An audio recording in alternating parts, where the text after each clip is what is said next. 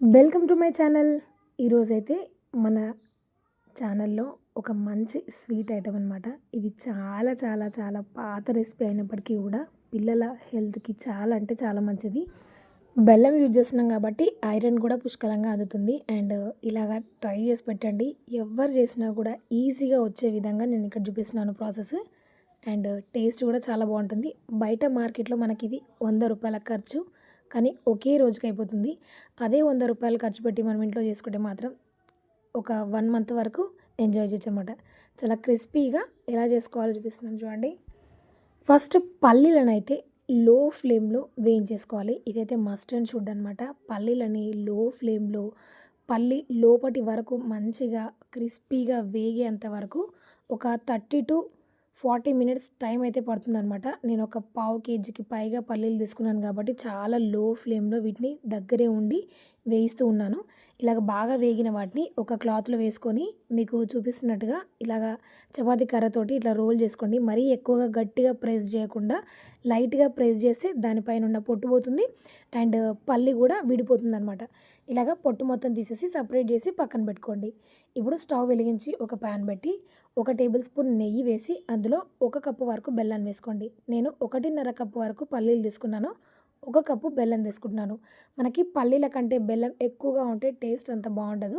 కొంచెం పల్లీల క్వాంటిటీ ఒక రవ్వ ఎక్కువ ఉండి బెల్లం క్వాంటిటీ కొంచెం తక్కువ ఉంటే దాని టేస్ట్ చాలా బాగుంటుంది. ఇప్పుడు బెల్లం బాగా కరిగిపోయిన తర్వాత పాకం చూసుకోవాలి. ఈ పాకం ఎలా ఉండాలి అంటే కొంచెం పెలుసుగా ఉండాలన్నమాట. విరిస్తే విరిగిపోయే విధంగా, అప్పడాలు ఎట్లా విరిగిపోతాయో అట్లా విరిగిపోయే విధంగా పాకం రెడీ అవ్వాలన్నమాట. చూడండి, ఇలా విరవగానే టక్కుమని సౌండ్ వచ్చే విధంగా ఉండాలన్నమాట.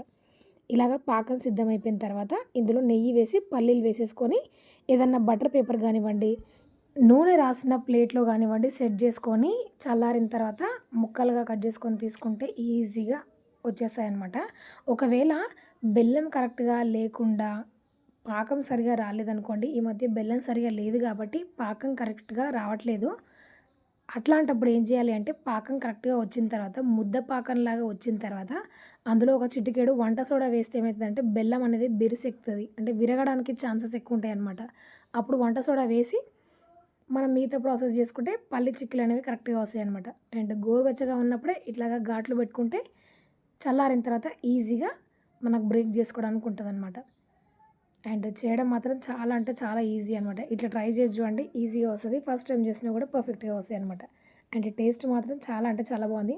కొంతమంది ఇలాచీ పొడి వేసి దాని ఫ్లేవర్ కొంచెం ఇలాచీ డామినేట్ చేసినట్టుగా అనిపిస్తుంది నాకు ఎందుకు, అందుకే నేను ఇలాచీ పౌడర్ ఎక్కువ శాతం వేయను పల్లి చిక్కీలు చేస్తే మాత్రం. అండ్ నువ్వుల పట్టి చేసినా కూడా ఇలాచీ పౌడర్ అసలు వేయను నేను.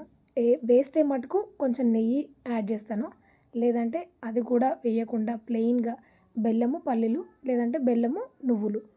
చాలా అంటే చాలా ఐరన్ ఇచ్చే ఈ బెల్లం చిక్కీలు ఇట్లా ట్రై చేసుకోండి. అండ్ నచ్చితే లైక్ చేయండి, మీ ఫ్రెండ్స్ అండ్ ఫ్యామిలీ మెంబర్స్కి షేర్ చేయండి. మరికొన్ని డిఫరెంట్ వీడియోస్ కోసం ఛానల్ని సబ్స్క్రైబ్ అవ్వండి. Thanks for watching.